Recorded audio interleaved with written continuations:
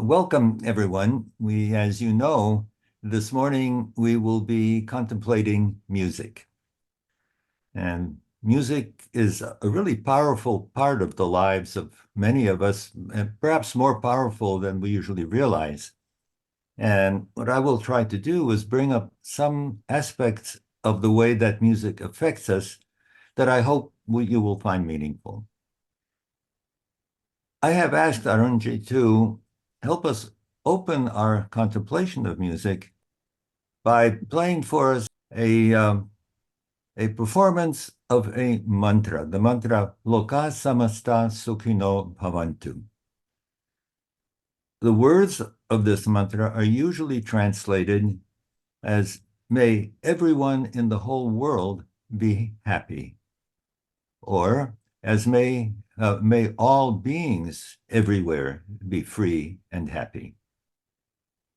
This particular mantra has not been traced to the Vedas, and its origin is not very clear, but it has become quite widely adopted and chanted in multiple melodies and on diverse occasions. And I was guided to this particular recording by Priti Mathur, to whom I'm very grateful for that.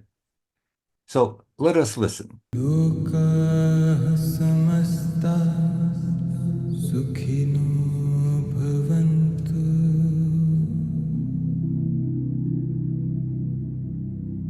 Loka samasta sukhino bhavantu. Loka samasta sukhino.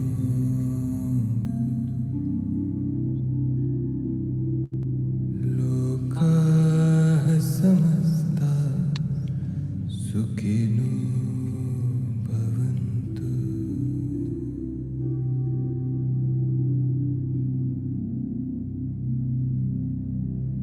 Loka samasta sukhino bhavantu.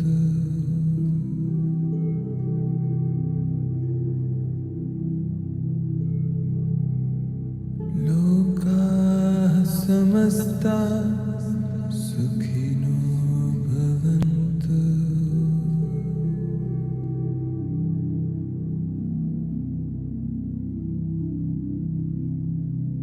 Loka samasta sukhino bhavantu.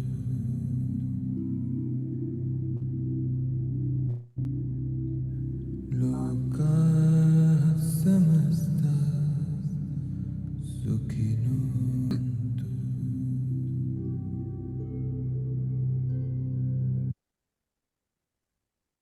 I invite you now to look within and ask yourselves, what feelings did this mantra elicit within me? Did it make me feel peaceful, happy, impatient?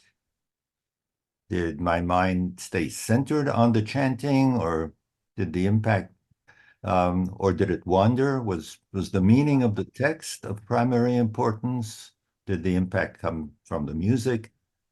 Just take a moment to try to gain an awareness of our own experience, whatever that experience was. Most of us are very familiar with chanting mantras and with the idea that the text of the mantra is integral to its power.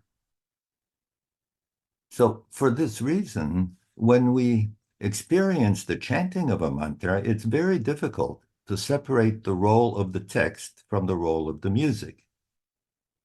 However, there are other kinds of music that are part of the practices of spiritual paths in which no singing of a text takes place. All that we hear from outside our bodies is the music itself. So let's now take a few minutes for that kind of experience. Anunji will play for us a bit of what is often referred to as singing bowls that are played in Buddhist tradition, perhaps most conspicuously in Zen Buddhism of Japan and the Mahayana Buddhism of Tibet. The video we'll see is from Zen Buddhism. And I think it would actually be great if you would close your eyes, at least for most of the time, so that you can experience the effect of the music itself and not be distracted by the movements of the musician. So, Arunji, let's play.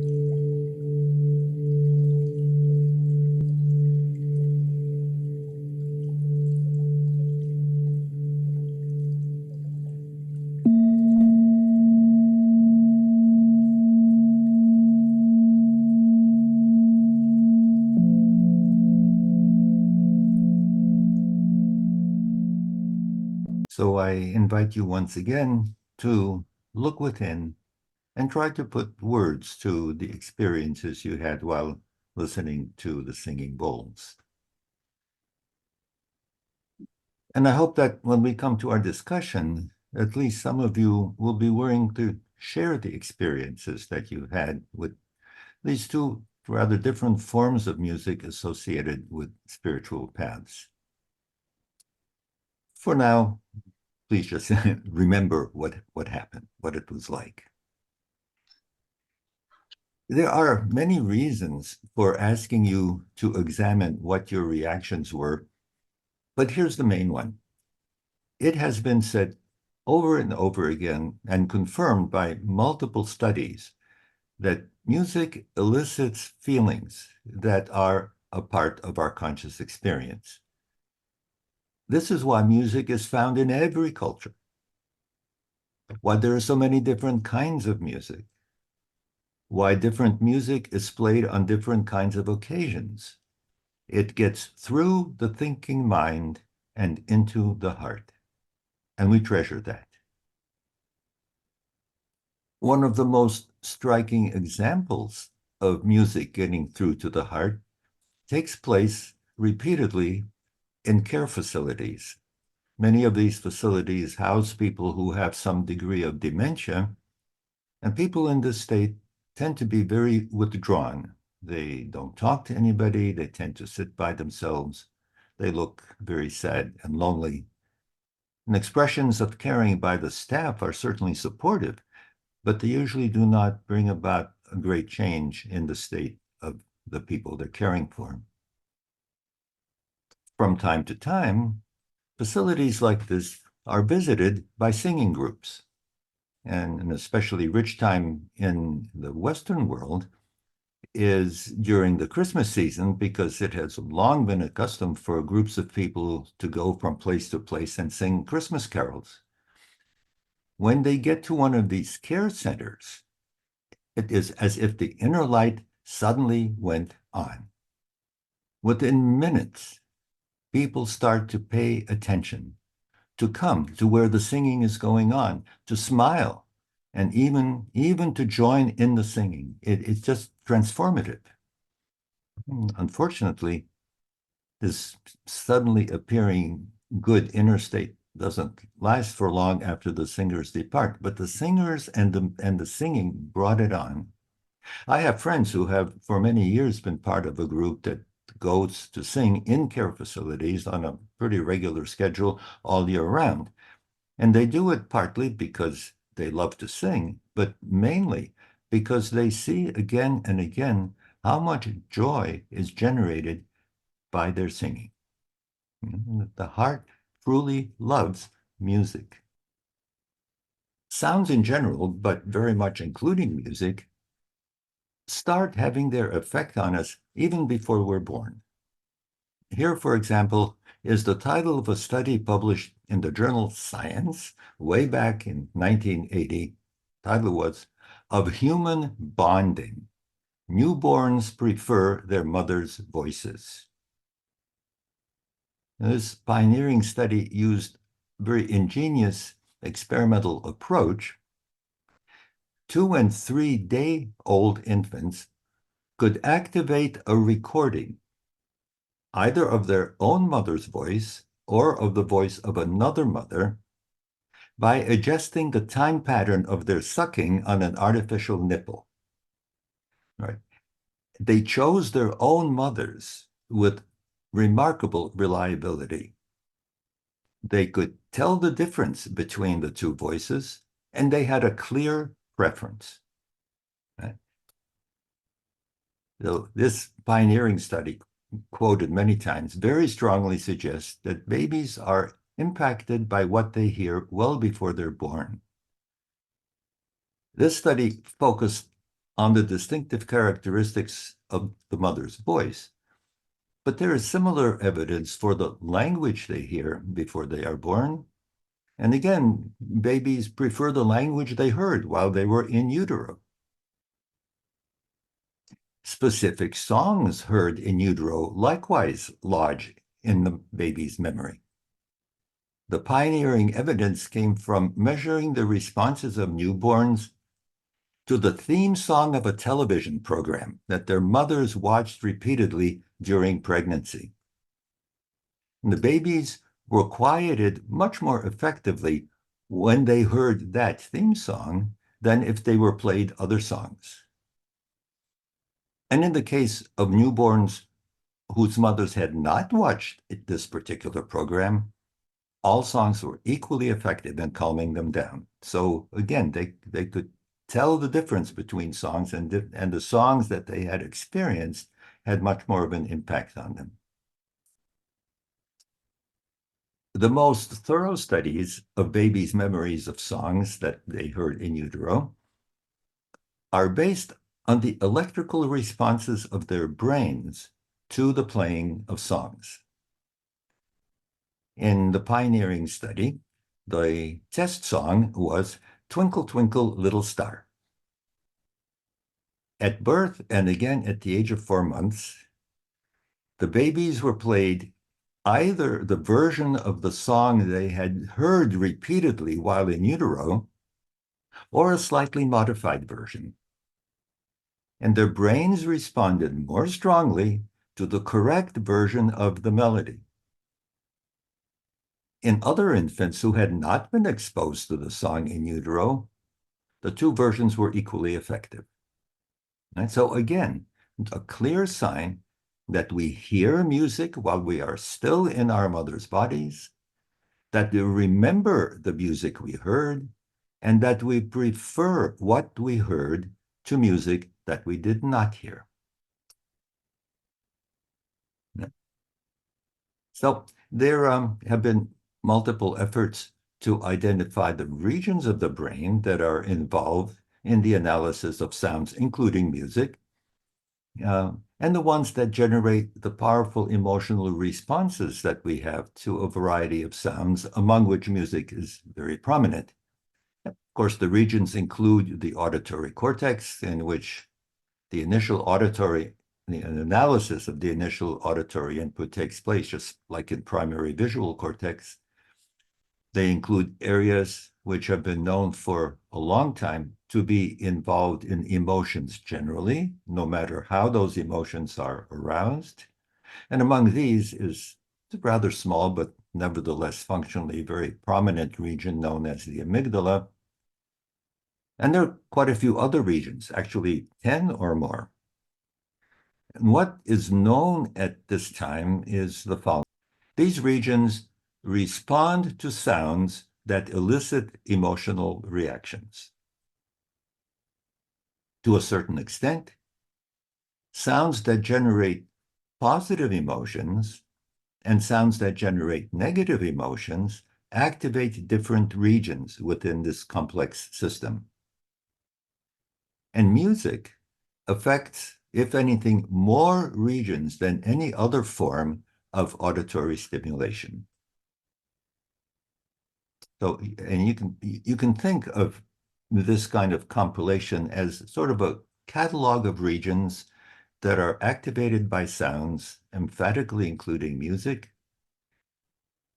Precisely what each of them contributes and how they interact with each other, that's not really clear yet. It's the subject of a variety of models.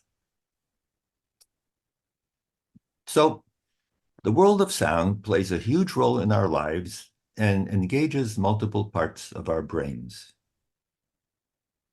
Why did this come about during the course of evolution?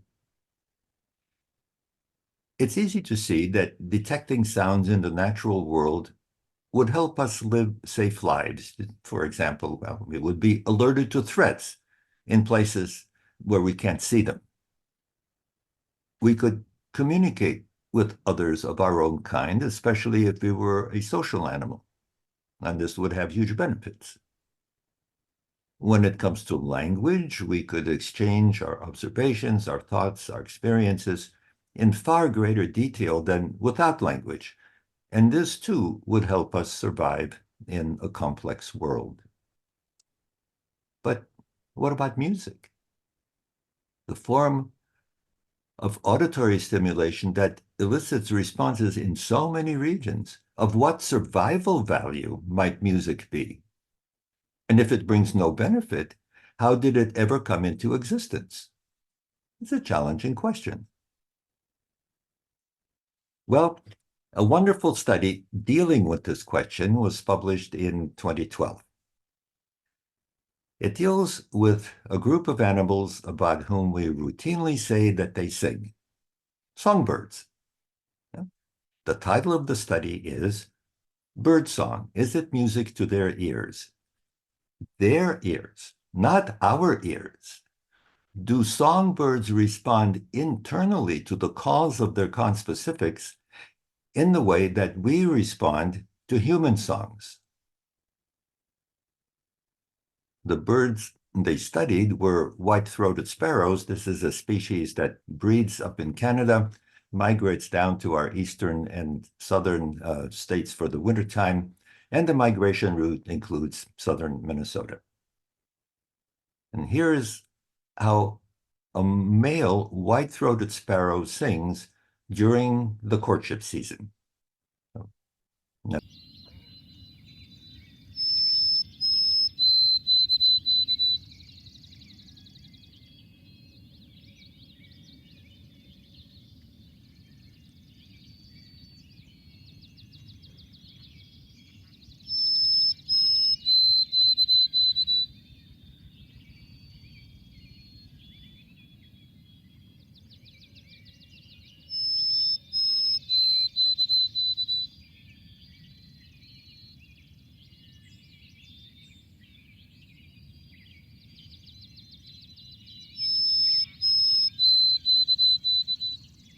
so this song that the males sing is very effective. It draws females who are ready to mate. This is an important biological observation, but it only tells us that songs are effective signals. The male calls, the female responds. It tells us nothing about how the female perceives the song, whether the song generates any sort of feeling within her. It does not answer the question posed by the title, is it music to her ears, in the sense that we experience music. Well, we can't interview female white-throated sparrows, so how can we find out what's going on inside them while they are listening to the males singing? We can get quite compelling evidence by studying their brains. And here is how the authors proceeded. Like the brains of mammals, the brains of birds have been shown to have a network of regions that respond to a variety of, or are active during a variety of emotions. Anatomically, they correspond rather closely to the mammalian regions, like the ones that we have. Sounds that in us would elicit positive feelings like attraction or negative feelings like fear elicit activity within the bird network in places that closely match the places that are activated in our own network. Right? So in this way, the responses of a bird's emotion-related neural network can be used as evidence of the quality of the internal reaction that an external auditory input is eliciting. You have to be able to detect what those regions within the brain network are doing, but it will give you evidence. The results of the study on singing were really striking. Come in three parts. A, male songs elicited reactions in the brain regions of females that respond generally to positive inputs, providing that the females were in breeding season. And this is consistent with breeding females being drawn to the males behaviorally. Part B, the same songs, very same songs, elicited reactions in negative signaling regions of other males. Now, and this makes sense as well, because from a behavioral point of view, males use their songs to compete with each other for territory and for access to females.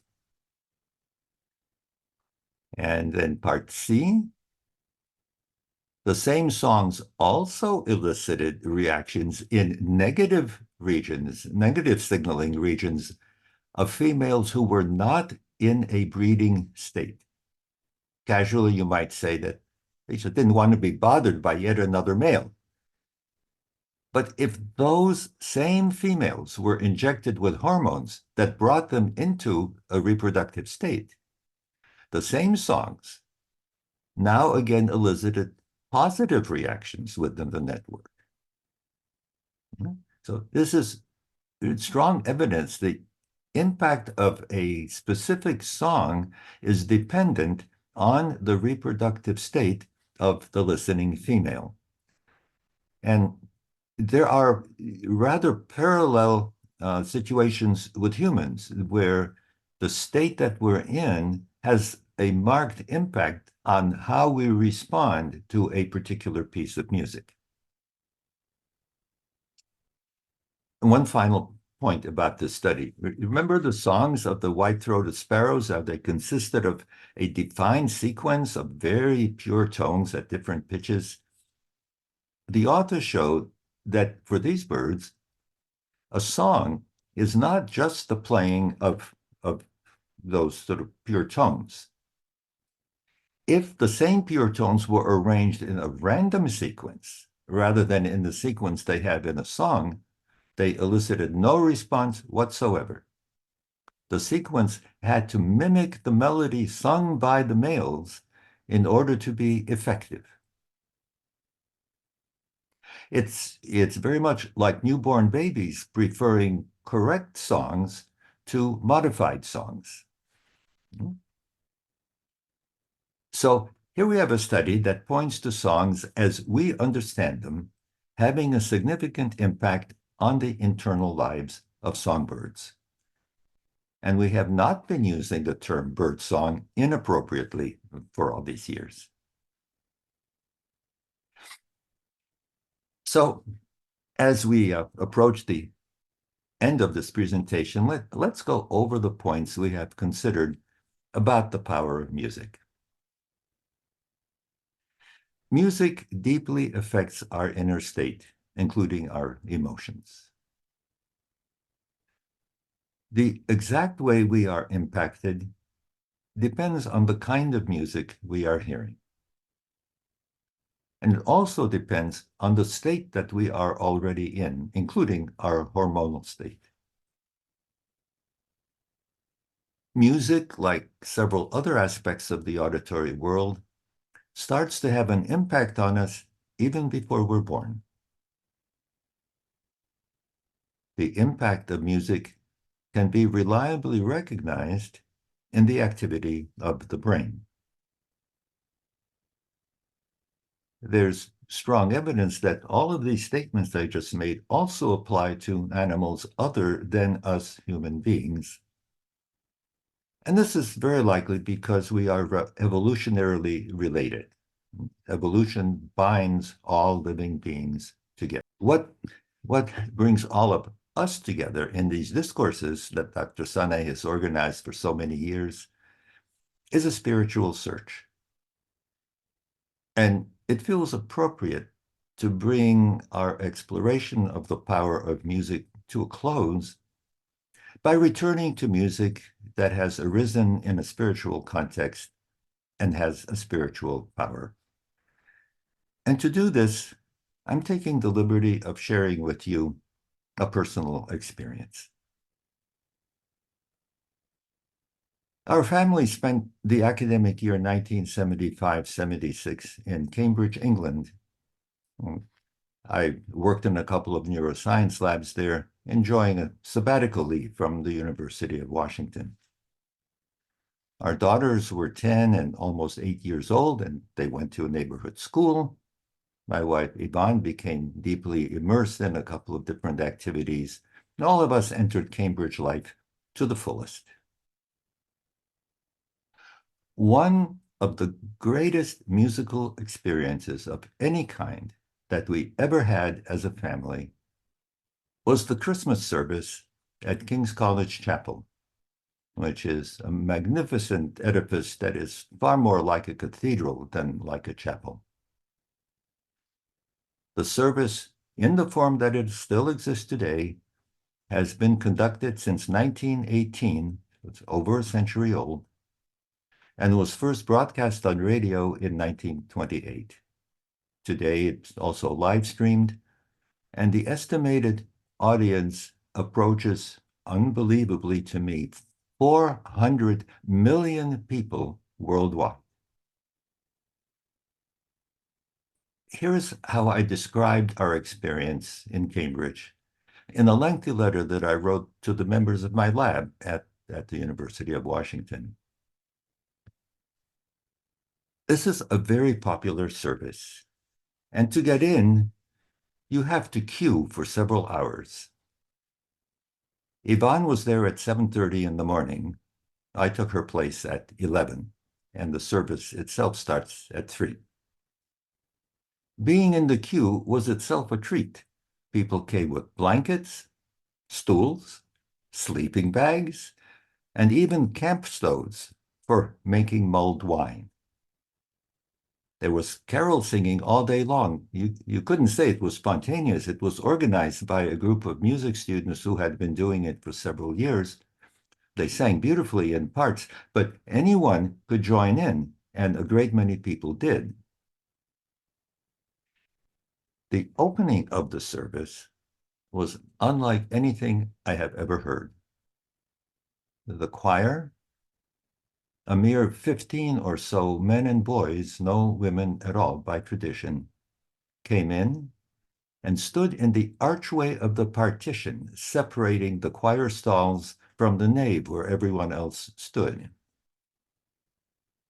Then one boy sang alone the opening of a carol which has become our favorite, called Once in Royal David's City. That one soprano voice filled the enormous chapel, and it was as pure as you could possibly imagine. absolutely clear, steady notes with not a trace of any wavering, any harshness, any impurity of any kind. I think everyone must have shivered to hear that. Here is that opening verse. Once in Royal David City stood a lowly cattle shed, where a mother laid her baby in a manger for his bed. Mary was that mother mild, Jesus Christ, her little child. Totally simple.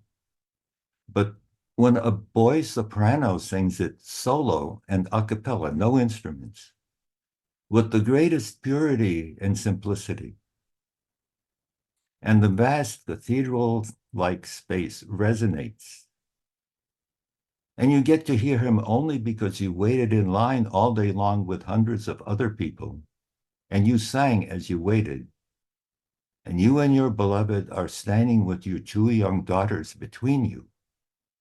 This is Christmas incarnate.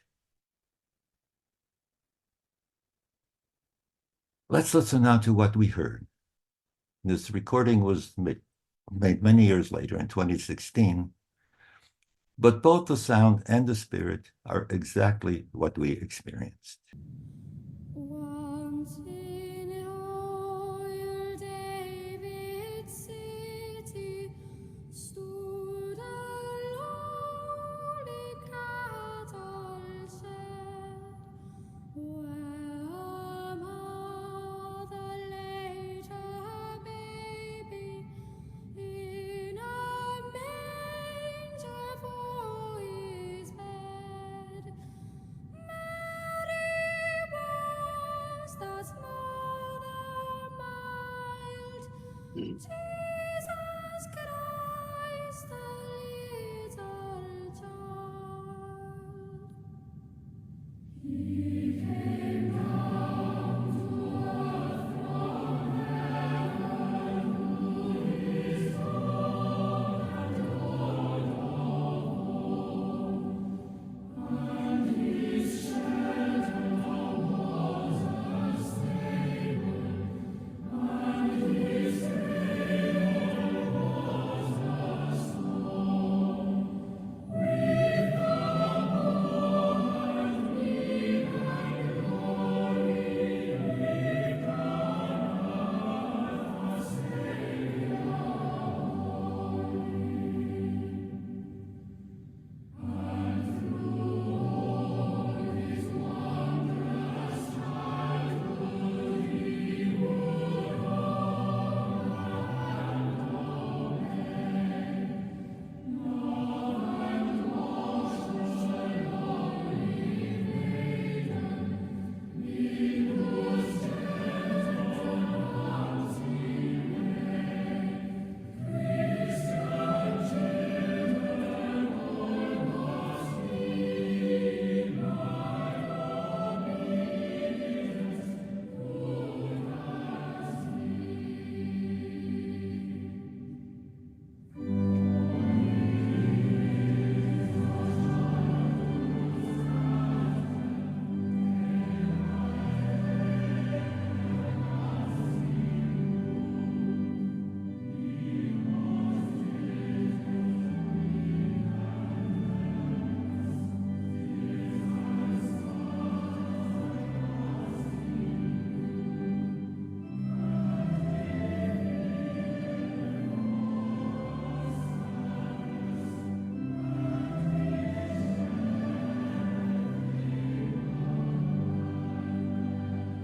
Thank you, everyone. Let's take one moment of stillness and then share our thoughts and our experiences.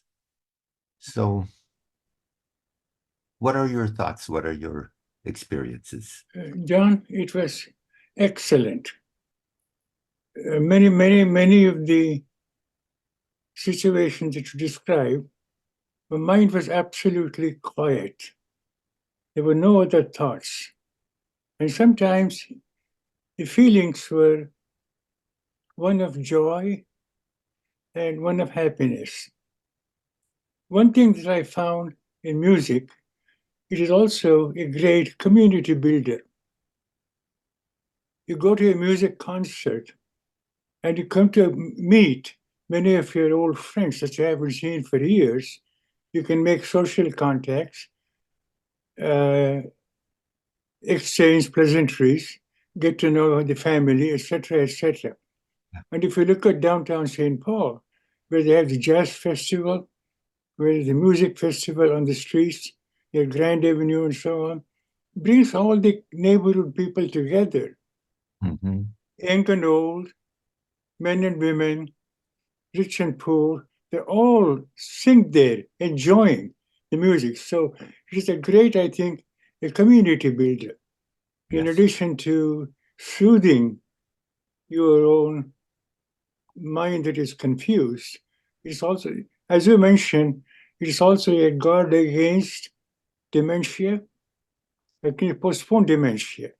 So if you listen to music and learn by heart all the words and memory, sing by memorization, I personally believe it helps you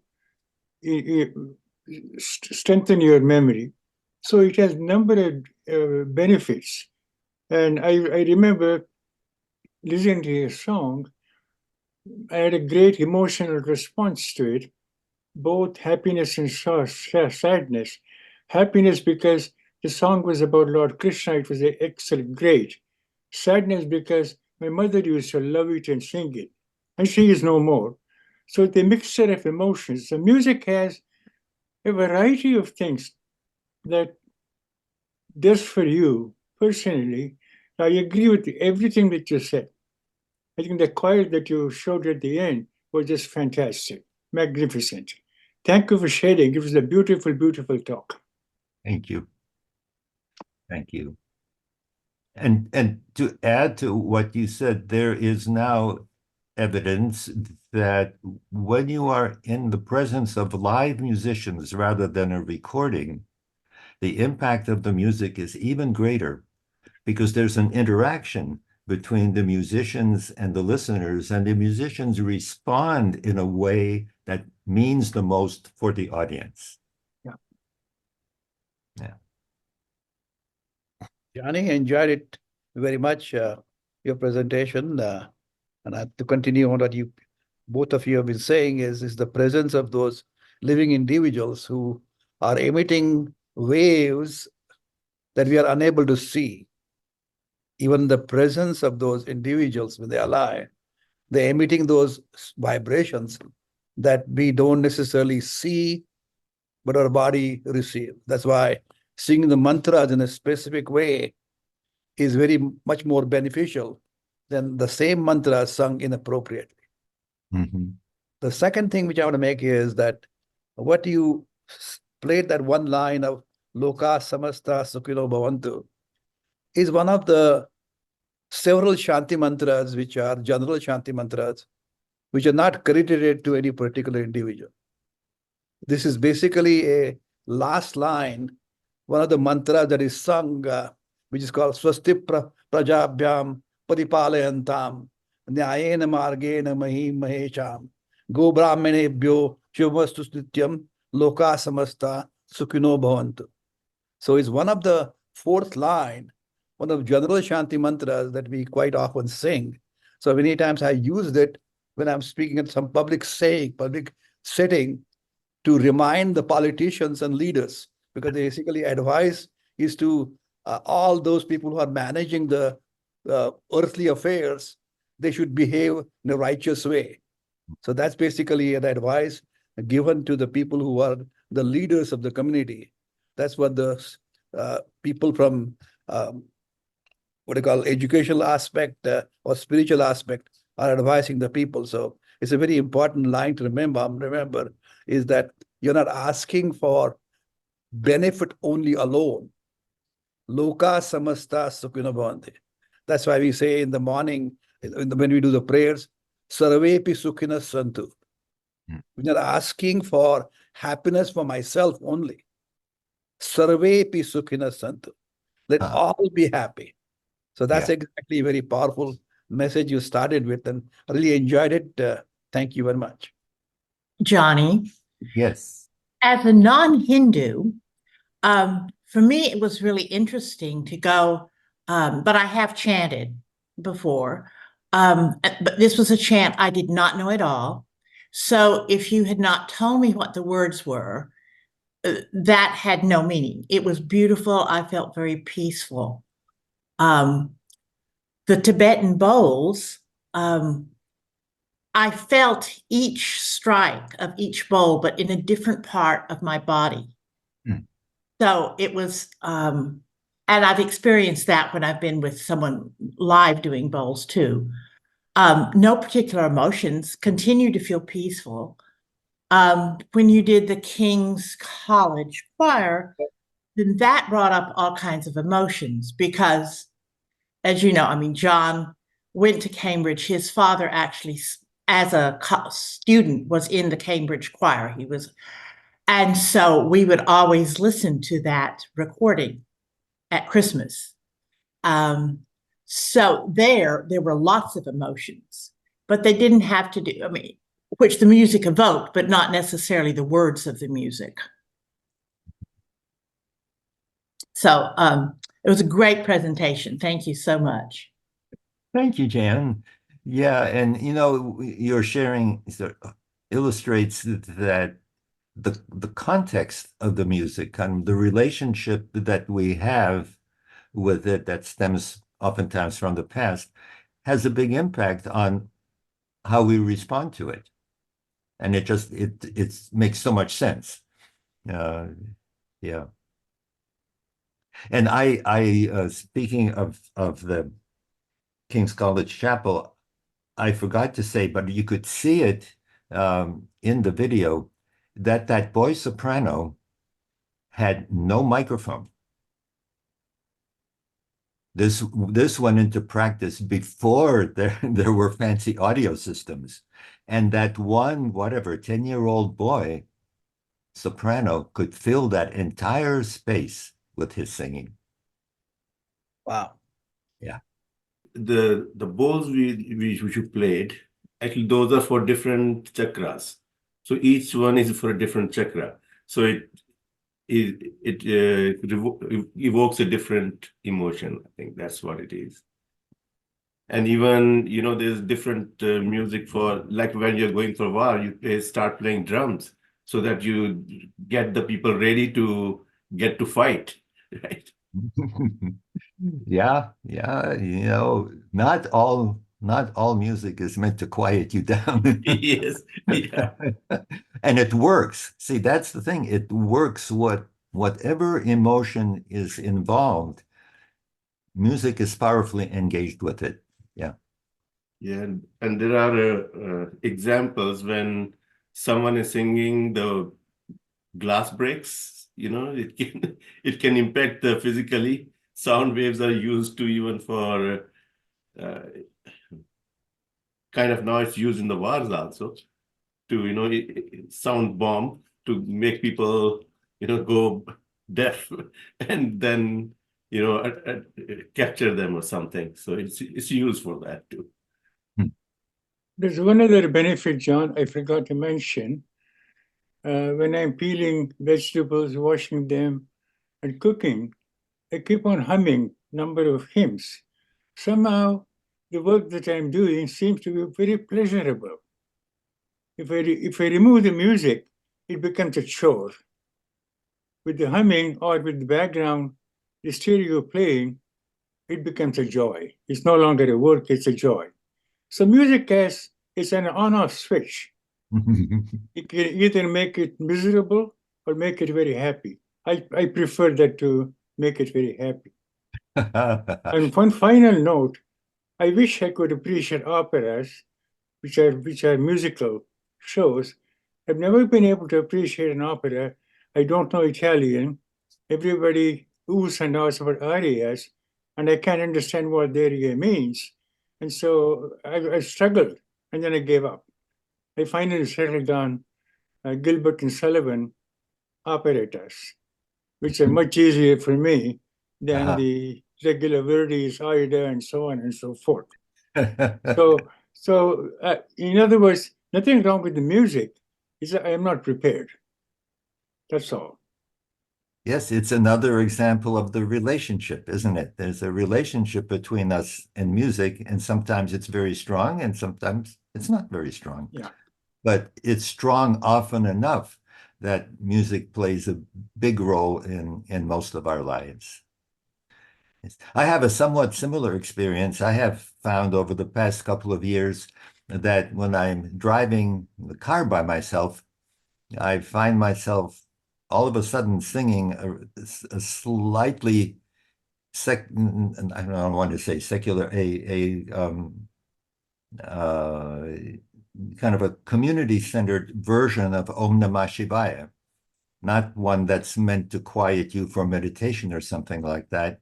It's a more energetic version, but it just pops up, and I don't plan to do it. It just there I am with the steering wheel, and all of a sudden, I'm resonating with Lord Shiva.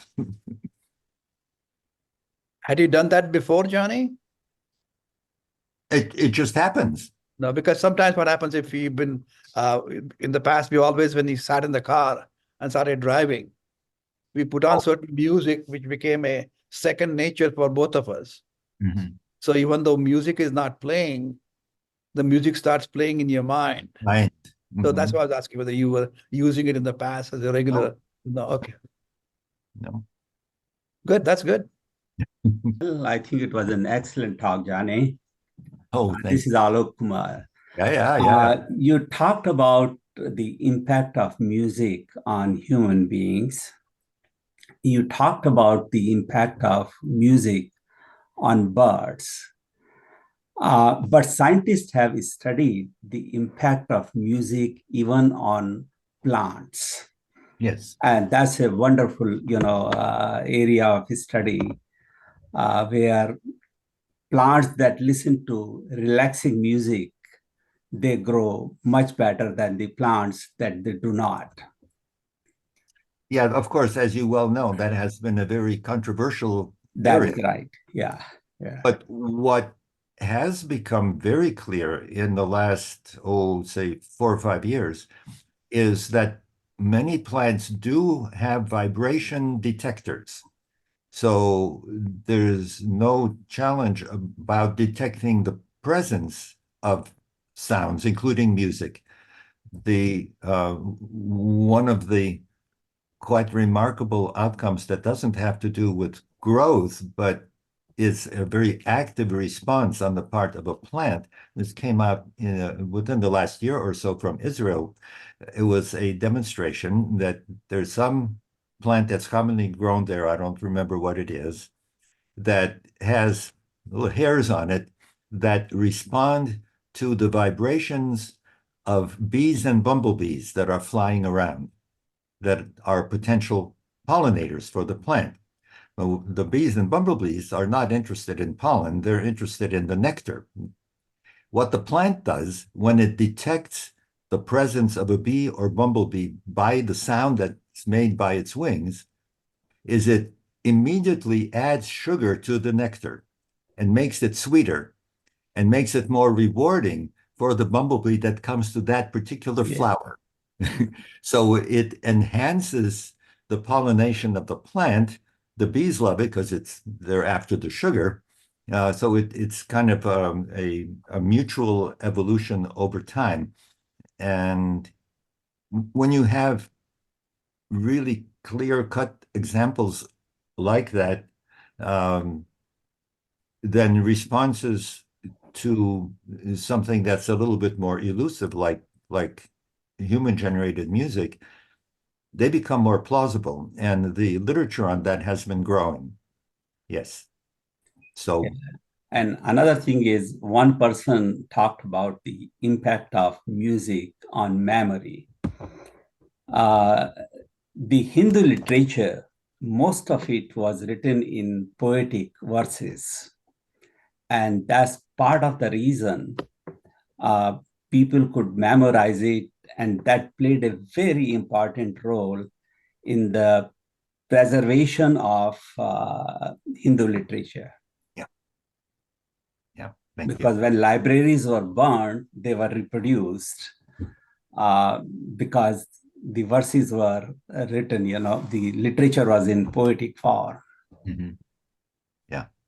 And I have been intrigued by that, and I came across some studies that you are probably familiar with. They had to do with the question of how accurately are scriptures transmitted orally compared with being written down. And the principle of the analysis was all done in India, and the principle was to take a particular scripture that had been passed down over hundreds, if not thousands of years in an array of independent lines that had no particular communication with each other. And ultimately, either they were written down or they made recordings of recitations, and they compared across that group, and they found an extraordinarily high degree of agreement among those orally transmitted lines. And they made the very interesting point that it was more accurate preservation than in the written scriptures in Europe. Because in the Middle Ages, when the Bible was being copied by copyists in churches, from time to time they would make a mistake. Nobody would ever correct that mistake. It would be embedded in that particular written volume, and then it would appear in the next volume, and the next volume, and the next volume. Whereas in the oral tradition, the recitator would be listened to by somebody who knew the text. And if he slipped, there would be a correction made. And so oral transmission, at least of very specific texts, was said by these scholars to historically have turned out to be more accurate, more precise than at least some cases of written transmission. It's a nice way of autocorrect there, Johnny. You might say, auto-corrected within the tradition. Yeah. Just one comment on recitation of Vedas and the accuracy. I've read one of my friends has written a book on Vedas, and one of the that is Narayana Swami, Dr. Narayana Swami, and one of the things he mentioned is that there are 13 techniques they use to make sure the accuracy is kept. And I have personally witnessed one in which the Veda is sung, the mantra is sung in the normal way by one person, and a person sitting opposite sings it from the top to the bottom. So if it is 16 verses or so in the mantra, one will be singing from 1 to 16, the other one will be singing 16 to 1. Wow. And at the same time facing each other with probably 3 feet apart or so. And then there are people who know it will be listening to both to see if they make any mistake. And this kind of exams happens. I know that in Kerala, in one place, it happens every year. Wow. And all the only people know that are allowed to even participate in it, but that continues even today after, I don't know, 1,000 years or whatever. That's just one technique. Mm-hmm. The other one is that I also heard is that they sing it's called Varam, which is they recite the mantras. Let's say there are 16 mantras. They sing the first 2 lines, then start with the second line, and then go to the third and fourth. And in between, they actually not only recite it, but also they separate the words so that not and they also have their hand mudras associated with it. So there's several ways of reinforcing and allowing the person, and then there are other people who watch it to make sure that it's correct or not. Just something I've noticed about the transmission of Vedas. Yeah, it's pretty amazing, isn't it? Yeah. Okay. Well, thank you for coming, everybody. And may music be with you.